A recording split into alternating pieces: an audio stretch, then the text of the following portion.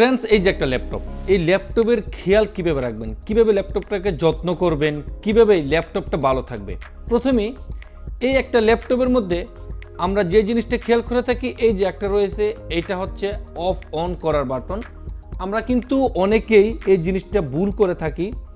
ল্যাপটপের খেয়াল রাখার জন্য সর্বপ্রথম আপনাকে কী করতে হবে, এইটা দিয়ে কখনো আপনি ল্যাপটপ বন্ধ করবেন না।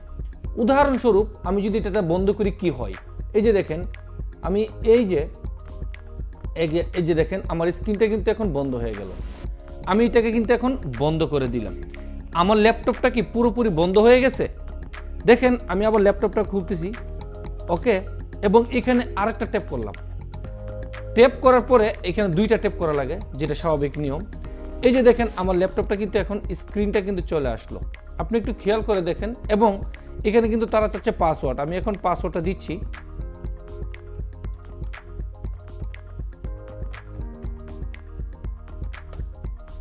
এটা কি বন্ধ হয়েছিল? না, আমার ল্যাপটপটা কিন্তু স্লিপ মোডে চলে গেছিল। স্লিপ মোড বলতে গেলে কোনটা, আমি এখান থেকে কিন্তু আমার ল্যাপটপটা স্লিপ মোডে দিতে পারি। যদি মাউসটা এখান থেকে নিয়ে একদম রিস্টার্টের মধ্যে গিয়ে যদি ট্যাপ করি, তাহলে এখানে মধ্যে একটা সেটিং অপশন দেখতে পাবেন। এখানে মধ্যে লেখা রয়েছে স্লিপ। এই স্লিপ মোডে কিন্তু আমার ল্যাপটপটা ছিল। তাই আপনারা কখনো এটা দিয়ে ল্যাপটপ বন্ধ করবেন না। এটা দিয়ে শুধু আপনার ল্যাপটপটা ওপেন করার জন্য। এই জিনিসটা একটু খেয়াল করে রাখবেন। ল্যাপটপ যত্ন কিভাবে করবেন এই সম্পর্কে কিন্তু আমি বলার চেষ্টা করতেছি। তারপরে আপনার ল্যাপটপটা যদি পরিষ্কার করেন, ক্লিন করেন, অবশ্যই কোনো কাপড় দিয়ে ক্লিন করবেন না। ফ্রেন্ডস, ল্যাপটপটা যদি ক্লিন করেন, কখনোই এই ধরনের কাপড় ব্যবহার করবেন না। যেমন এই যে একটা কাপড় রয়েছে, আপনি কাপড় দিয়ে এরকমভাবে ঘষা মাজা করবেন না। এতে করে আপনার ল্যাপটপটা কিন্তু যথেষ্ট পরিষ্কার হবে না। আপনাকে এরকম যদি একটা ফেদার ডাস্টার হয়, তাহলে কিন্তু আপনার জন্য খুবই ভালো হয়। ফেদার ডাস্টার দিয়ে আপনি এরকমভাবে ল্যাপটপটা পরিষ্কার করতে পারেন। এইরকম একটা ফেদার ডাস্টার দিয়ে আপনার ল্যাপটপটা উপরে নিচে এইরকমভাবে কিন্তু পরিষ্কার রাখতে পারেন। তারপরে কাপড়ের ক্ষেত্রে যদি আসে, তাহলে এই যে একটা কাপড় দেখতেছেন, এই কাপড়টা হচ্ছে ফাইবার ডাস্টার কাপড়। এটা কিন্তু সাধারণ কাপড় নয়। এই কাপড়টা ব্যবহার করতে পারেন, তবে এরকম অন্য কোনো সুতি কাপড়, প্লাস্টিকের কাপড় এইগুলো ব্যবহার করবেন না। শুধু ফাইবার ডাস্টার যেটাকে বলা হয়, এইটা দিয়ে আপনি শুধু এই আপনার যেই ল্যাপটপের যেই স্ক্রিনটা, এইটা শুধু এটাতে সাফ করবেন। আদারওয়াইজ এইগুলা কিন্তু কখনো এটাতে সাফ করবেন না। এই কাপড়টাতে যদি আপনি কিবোর্ডের উপরে দেন, তাহলে শুধু কিবোর্ডের উপরেই সাফ হবে। কিবোর্ডের যে নিচের অংশগুলো, এগুলো কিন্তু কখনোই সাফ হবে না, কেননা কাপড়টা কিন্তু নিচের অংশে যাবে না। শুধু এইটা দিয়ে আপনি স্ক্রিনটা সাফ করবেন, আর এই যে ব্যাক সাইডটা এইরকমভাবে আস্তে আলতু করে সাফ করবেন। তবে আপনার যে এই অংশগুলো কখনোই কাপড়টা যাবে না। তাই এই অংশগুলো সাফ করার জন্য আপনাকে এরকমভাবে ফেদার ডাস্টার, ফাইবার ক্লথ আর এটা হচ্ছে ফেদার ডাস্টার, এটা দিয়ে এরকমভাবে সাফ করতে হবে। এই জিনিসটা একটু খেয়াল রাখবেন। কখনোই কোনো ধরনের পানি ব্যবহার করবেন না। পানি ব্যবহার করার ক্ষেত্রে কিন্তু আপনার ল্যাপটপটা কিন্তু ওইরকমভাবে ক্লিন হবে না। তারপরে আপনার যখন ল্যাপটপ ব্যবহার করা শেষ হবে, সবসময় 2-3টা রিফ্রেশ দিয়ে দেবেন। এই যে এখানে রিফ্রেশ দেওয়ার জন্য আপনাকে এই 2-3টা রিফ্রেশ দেবেন। রিফ্রেশ দেওয়ার জন্য আপনি যদি দেখেন, এই যে এখানে দেখেন, এই যে ল্যাপটপের এই যে এখানে ট্যাপ করবেন, এইভাবে রিফ্রেশ দিয়ে দেবেন। 2-3টা রিফ্রেশ দেওয়ার পরে আপনি আপনার ল্যাপটপটা রিফ্রেশ দেওয়ার পরে কিন্তু আপনি এখান থেকে শাট ডাউন করবেন। যেমনটা এই যে দেখেন এখানে লেখা রয়েছে, আমি আবারও দেখাচ্ছি। এখান থেকে এই যে শাট ডাউন অপশন নিয়ে, এই যে এখানে রয়েছে শাট ডাউন, আপনি শাট ডাউন করে ফেলবেন। এই জিনিসটা একদম ইজি, সিম্পল, সহজ। আপনি এখান থেকে শাট ডাউন করে দেবেন আপনার ল্যাপটপটা।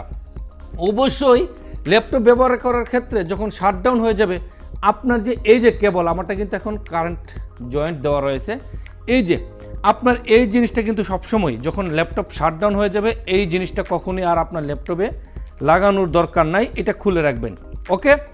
এটা যখন আপনার ল্যাপটপ ব্যবহার করা শেষ, এটা খুলে ল্যাপটপটা শাট ডাউন করে রেখে দেবেন। প্রত্যেক দিন আপনার ল্যাপটপটা যদি কমপক্ষে 3-4 ঘন্টা অফ থাকতে হয়, শাট ডাউন করে রাখবেন।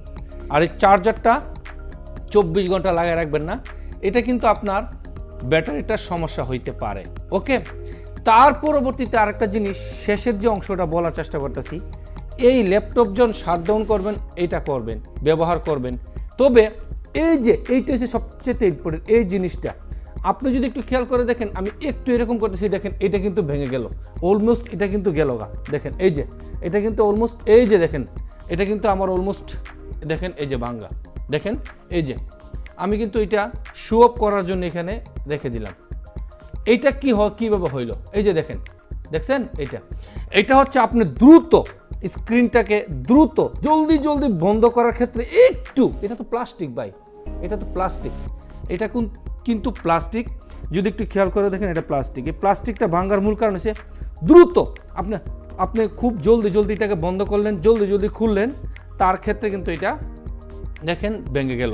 তাই আপনি স্ক্রিনটা যখন আপনি ল্যাপটপের যেটা যে বন্ধ করবেন, আস্তে করে আলতু করে বন্ধ করবেন, আবার আস্তে করে খুলবেন, দেখছেন? না হলে কিন্তু আপনি এই যে আমার মতন এটা কিন্তু আপনি হারাতে পারেন। ল্যাপটপটা কীভাবে যত্ন করবেন, ভিডিওটা দেওয়ার মূল কারণ হচ্ছে আমি এই জিনিসটা ভেঙে ফেললাম দুইটা, ভাবলাম আমার মতো যাতে কেউ এরকমভাবে ড্যামেজ না করে তার ল্যাপটপটা, এই জন্য এই ভিডিওটা দেওয়া। তো ফ্রেন্ডস, সবচেয়ে ইম্পর্ট্যান্ট জিনিসগুলা ল্যাপটপ যত্ন রাখা। ল্যাপটপটা খুব সুন্দর করে যত্ন রাখার জন্য এই টিপসগুলো রাখবেন। আর প্রত্যেক দিন ল্যাপটপের এখানে এইগুলো সাফ করবেন। দেখেন ময়লা আর ময়লা, দেখছেন যথেষ্ট পরিমাণ কিন্তু এখানে ময়লা রয়েছে, তবে এইগুলো সাফ করার চেষ্টা করবেন। আর ল্যাপটপের ক্ষেত্রে যদি রিফ্রেশ দিতে সমস্যা হয়, এখানে মধ্যে F5 এর মধ্যে দেবেন, রিফ্রেশ হয়ে যাবে। দেখেন এই যে F5, আমি কিন্তু F5 এর প্রেস করতেছি, এগুলো কিন্তু রিফ্রেশ হচ্ছে অটোমেটিক। দেখেন আপনি 8 থেকে 10 বার F5 দিবেন, আপনার ল্যাপটপটা কিন্তু রিফ্রেশ হয়ে যাবে, পরিষ্কার থাকবে। ওকে, বন্ধ করার ক্ষেত্রে ল্যাপটপের উপরে এবং নিচে সব জায়গায় কিন্তু চেষ্টা করবেন কাপড় দিয়ে হালকা করে মুছে রাখার জন্য, এইরকমভাবে। তো এখন আপনার ল্যাপটপটা যদি পরিষ্কার থাকে, ভালো থাকে, আপনার ল্যাপটপটা দীর্ঘস্থায়ী ব্যবহার করতে পারেন। তো ভিডিওটা ভালো লাগলে অবশ্যই লাইক কমেন্ট শেয়ার করবেন।